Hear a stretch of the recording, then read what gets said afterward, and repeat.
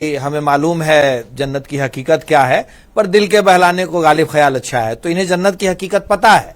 और दूसरी बात, ये जो हमारे जनसुराज के साथी कह रहे हैं, मैं आपको बता देता हूं आज क्या हुआ बूथ पे। बूथ पे सिर्फ इतना हुआ कि एपिक यानी पहचान, मतदाता पहचान पत्र और चेहरे में मिलान किया गया। भाई आप किसी भी कपड़े में आ रहे हैं, आपका चेहरा दिखना चाहिए। ये जब मिलान होने लग गया तो जनसुराज के साथी भागते नजर आने लग गए।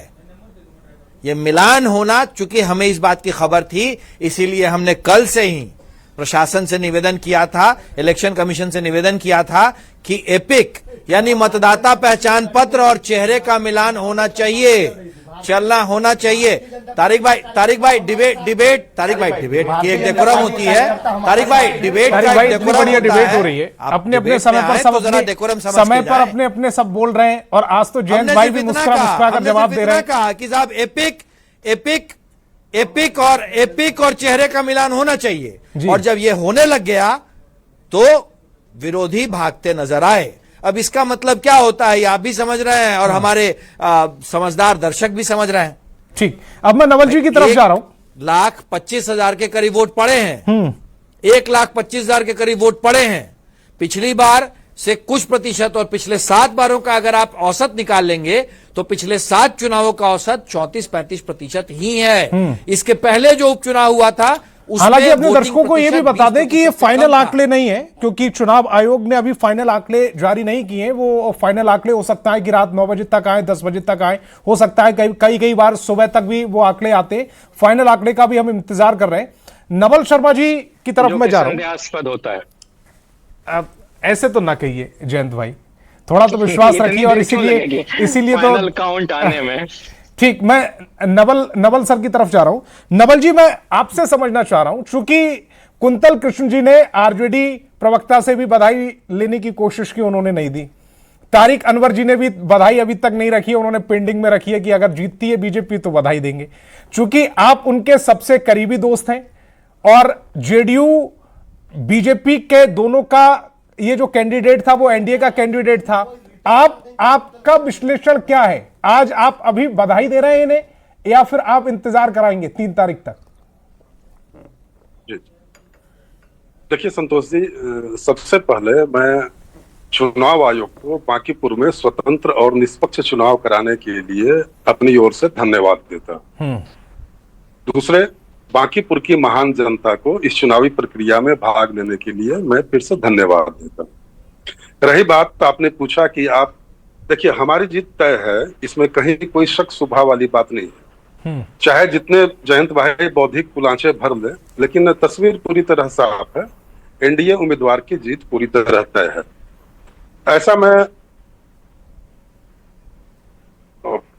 माफ कीजिएगा जी, ऐसा मैं 2-3 वजहों से बता रहा हूं संतोष भाई। अभी बात हो रही थी कि वोटिंग परसेंटेज कम हुआ। जनसुराज के प्रवक्ता अपने पक्ष में तर्क दे रहे थे। देखिए, सत्य जो रमाकांत चंदन जी ने बताया, सत्य उसी के इर्द गिर्द घूमता है। बांकीपुर एक शहरी क्षेत्र है, और दूसरी बात यह कि प्रत्येक शहरी क्षेत्र की यह खासियत होती है कि ग्रामीण क्षेत्रों की तुलना में वहां कम मतदान होते हैं।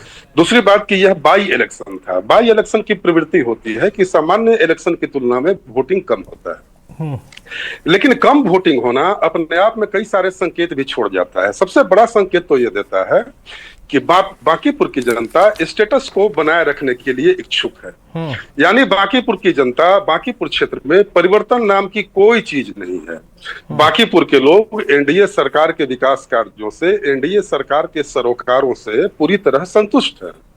इसलिए वहां परिवर्तन की कोई लहर नहीं दिखी। सबसे खास बात है संतोष जी कि देखिए, मैं फिर से बता रहा हूं कि जो भी उम्मीदवार हैं, उम्मीदवारों की एक लेगेसी होती है। तो एनडीए उम्मीदवार के पास जो लेगेसी है वह केवल और केवल विकास की लेगेसी है। माफ कीजिएगा जयंत भाई, थोड़ी कटु बात मैं बोल रहा हूं, लेकिन राष्ट्रीय जनता दल की लेगेसी क्या है? बिहार में जातिवाद, अराजकता, विकास आरजेडी की डिक्शनरी में कभी शामिल नहीं रहा। और बिहार के सारे लोग जानते हैं कि राष्ट्रीय जनता दल को वोट देने का मतलब है कि फिर से बिहार में उसी दौर की वापसी।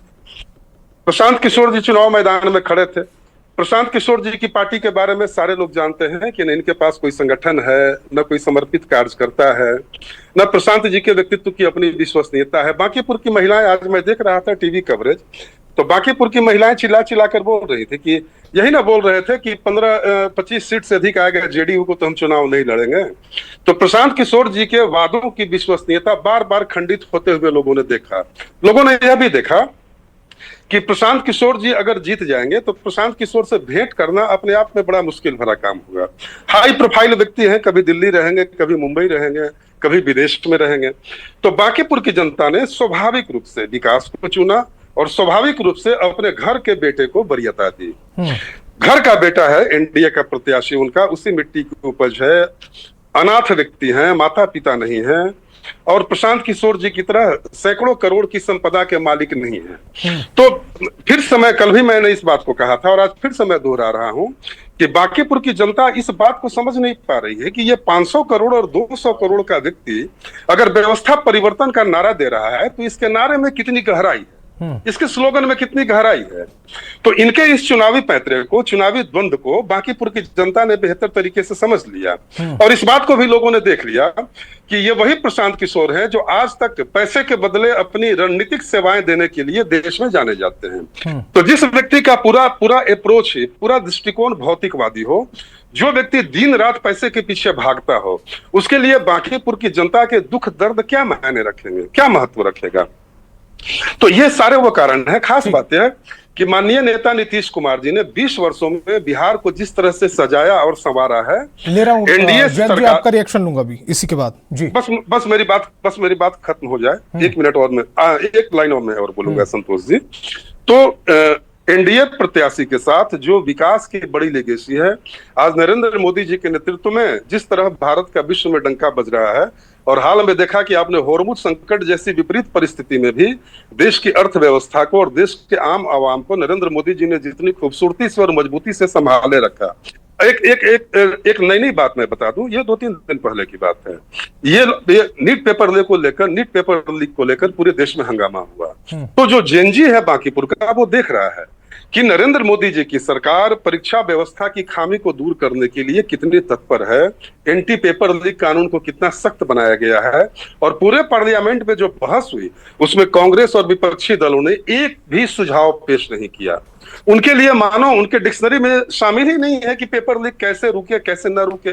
तो एक और वो सरकार है जो जेएनजी के भविष्य को संवारने के लिए दिन रात लगी हुई है और एक और वो विपक्ष है जिसे केवल अपनी राजनीतिक दुकानदारी की चिंता है। क्या आपको लगता है कि ये जो छात्र आंदोलन खत्म हुआ, छात्रों के चेहरे पर खुशी आई?